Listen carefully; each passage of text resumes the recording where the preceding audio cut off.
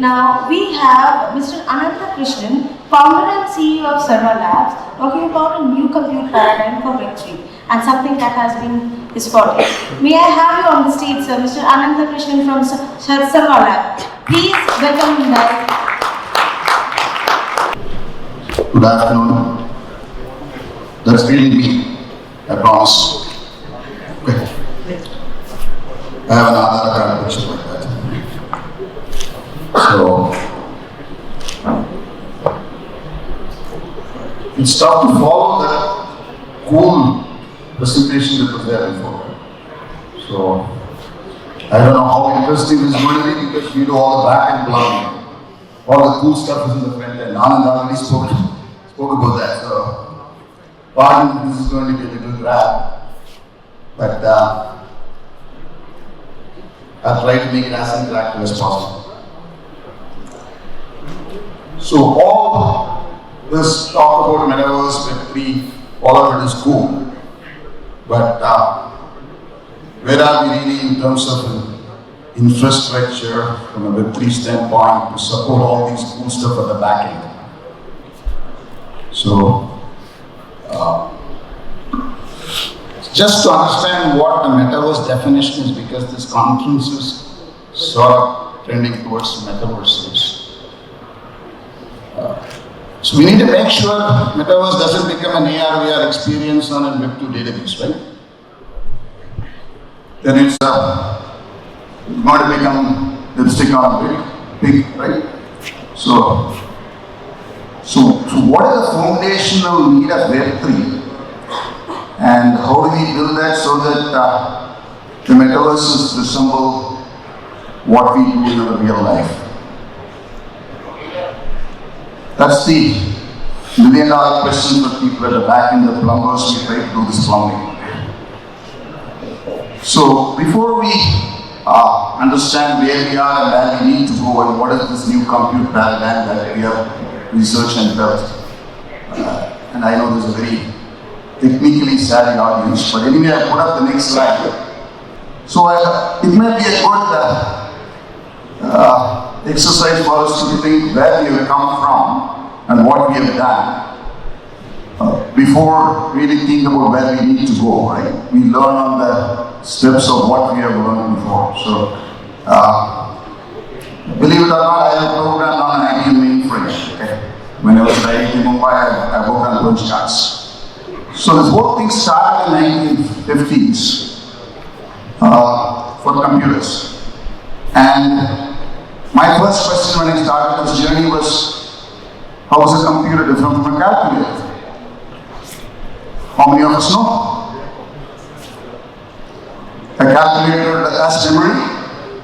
The calculator does calculate. It does recall. Then why do we need a computer? Is it a very large calculator? Good question, right? Can't see that. So that's where we got started. But then calculators don't have something called state. So keep this word in mind, okay? It's a very important word. We'll come back to that. Calculators don't have something called state, which is information associated to an identity. Right? You can't have multiple people using the same calculator at the same time. So mainframes were the first attempt to create the finite state automated machine, which has got some states. And you all know the story that Turing machines are the first machines, the general purpose machines, which were made to have the idea of a state. Now, what was the purpose of those machines in the 1950s until about 1970s? The primary objective was automation, right? Speed. That's all the objective, right? How do I make things faster? And ideally in account, right? It was a dumb terminal, machines didn't talk to machines, and it was just dumb terminals talking to a server. And automation and machines were not connected. They were, but they're not in a general purpose way. Like the metaverses are today. Everybody built their own machines, and they couldn't talk to each other. Not anything new. This was there then. Now, that was the first 20-25 years automation. Account was the primary driver. And then came TCP/IP. Right? Around 1970s, TCP/IP came in. And then what did that do? What was the primary value driver that TCP/IP had? It allowed computers to talk in the standard way, like you want metaverses to talk. Keep this point again in mind. Come back to that.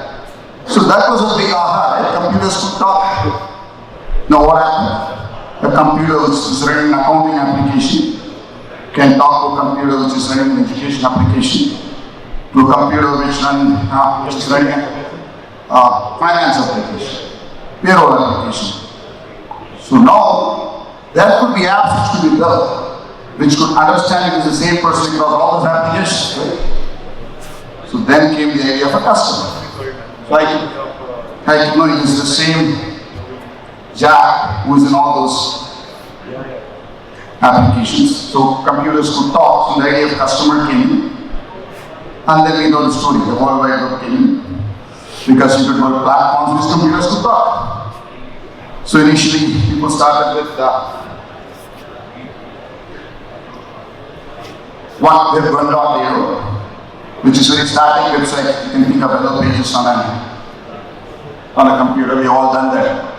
We have built yellow pages on computers. And that's just Web 1.0, very static. Then Web 2.0, you could program the client because now you could connect. So the clients became more smart, the hardware became more smart, then you could program the client. So your Java, the client programming languages, Java, all came up. So you have all these applications which came up, Web 2.0 applications, the Googles of the world, the Oracles of the world, the Facebooks of the world, all of them came up. Now, that's great. Now you have applications which do a lot more, right? We no longer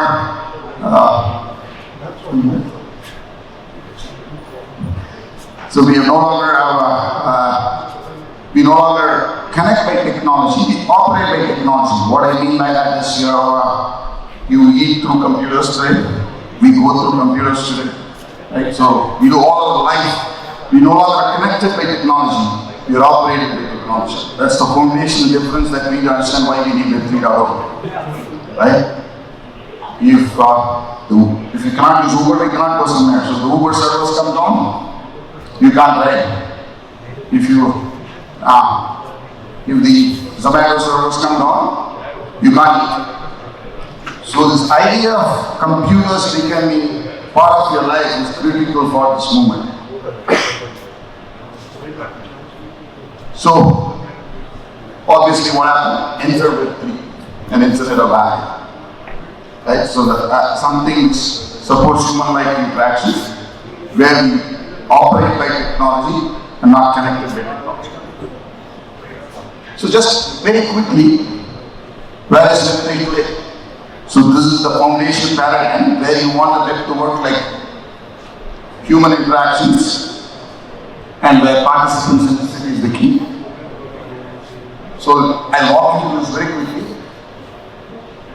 There's a bunch of technologies which I group as Nakamoto, POW, and UPXO type consensus mechanisms. Where, because in Web 2.0, the control was the centralized entity, so you could press Google, you could press Orkut, but now you want decentralization, user ownership and control, you have it. So you need to figure out somebody who has to intermediate the truth. Now you no longer have State Bank telling you what the balance is of your bank account. It's the network which needs to tell you what the balance is. So somebody has to intermediate the truth. Now, if you look at systems like Bitcoin and other non-commodity-based systems, they are scalable in theory. At least there is no leader, so you can scale.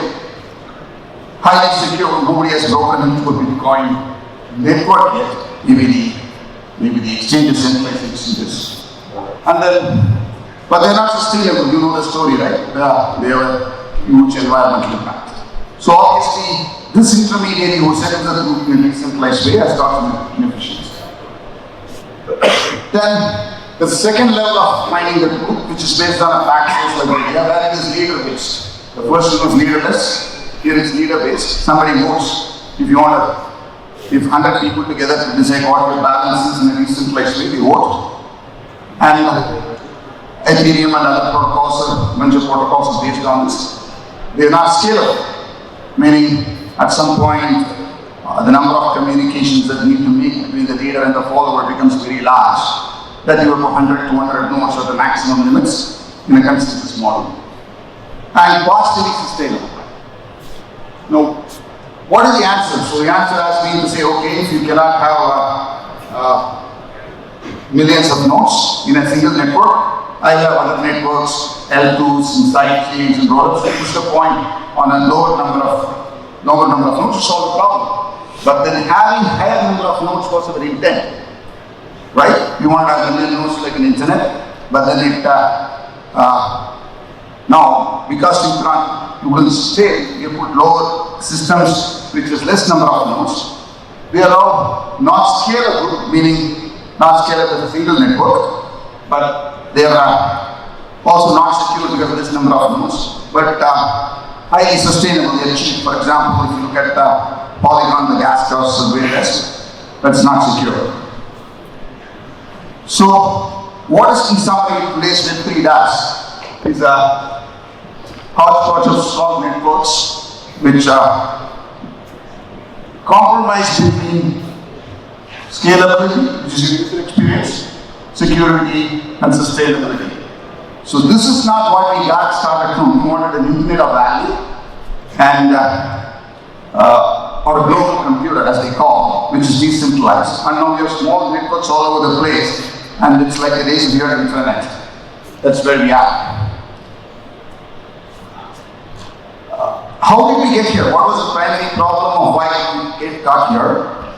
Is internet was all about, today's internet is all about transferring information. This is what I told you, you remember the state point, okay? But what we are trying to do, so there is no owner. You can have two files and whatever you said you can hold on to a copy, there is no state. Whereas when internet of value, there is a state, which means there is a participant or an identity or a person who owns a specific value. So there's an intermediary who will determine what that value is, whether your balance is right or not. So when we build this, today's Web3 networks are trying to build a network based on value, but they're implementing it like an information. They've left the participant out. You can't do a transfer of your money without you being involved. You can't go to eat without you being involved. So the U is being missed, the money and the food are being taken care of. That's the foundational problem. And how do we solve this?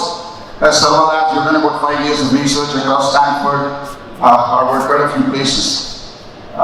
Give me about 5 more minutes.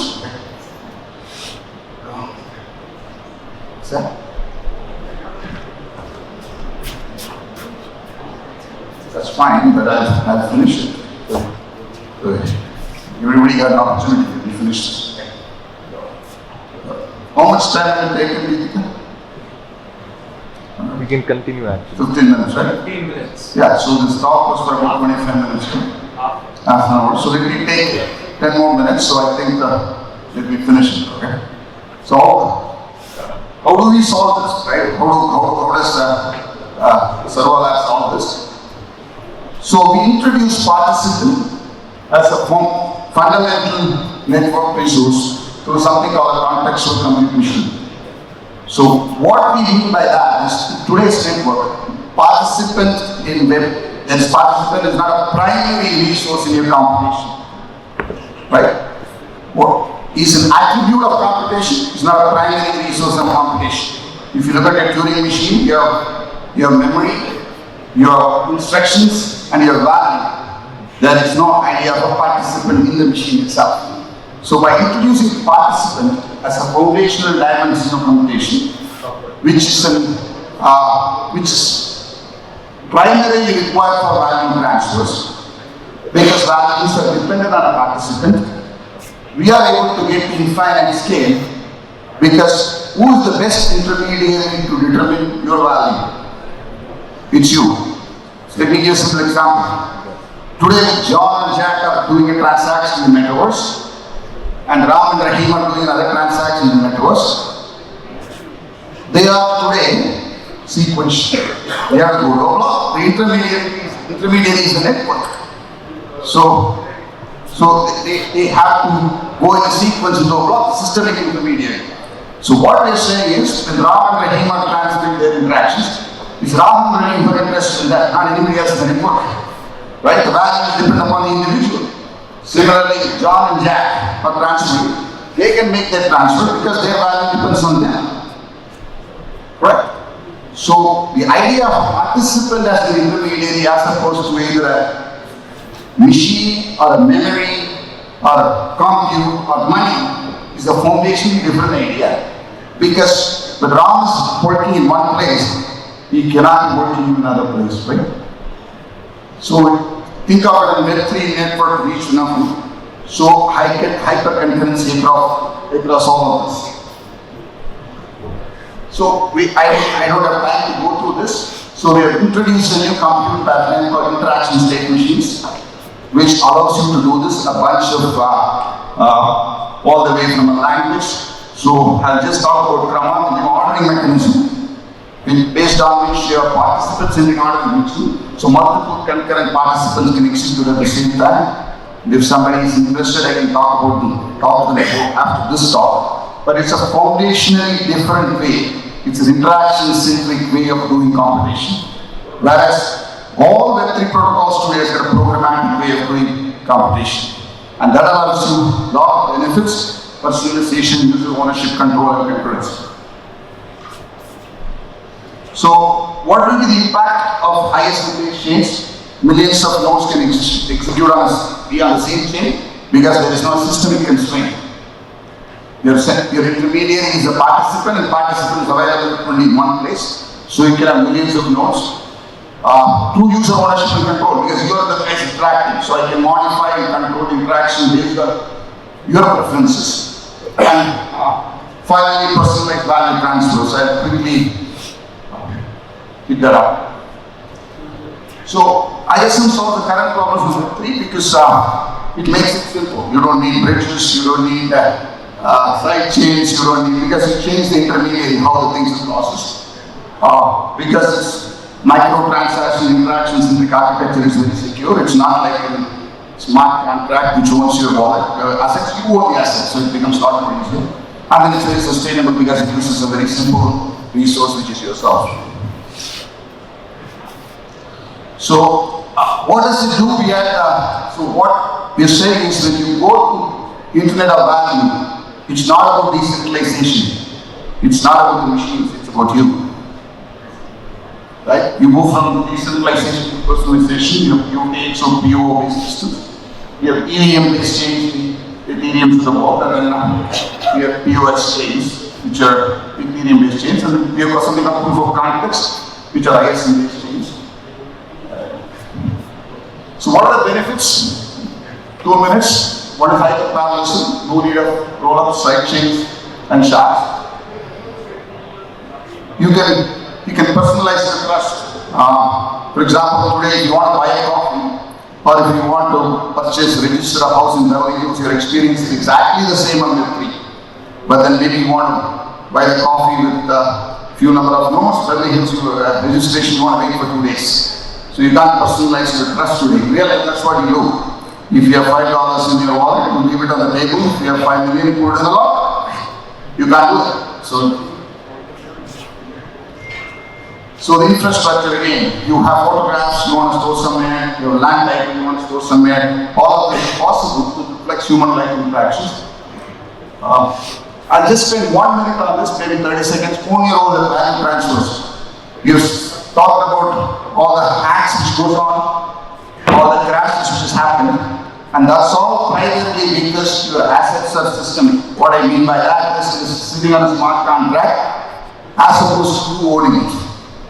So if you own it, and if you personally transfer the value, you don't need, for example, a very dumb way. Today, Alice wants to send something to Bob. Paris has to go to USDT, an intermediate currency, and then Bob needs to go to USDT, the USDT gets transferred in some contract.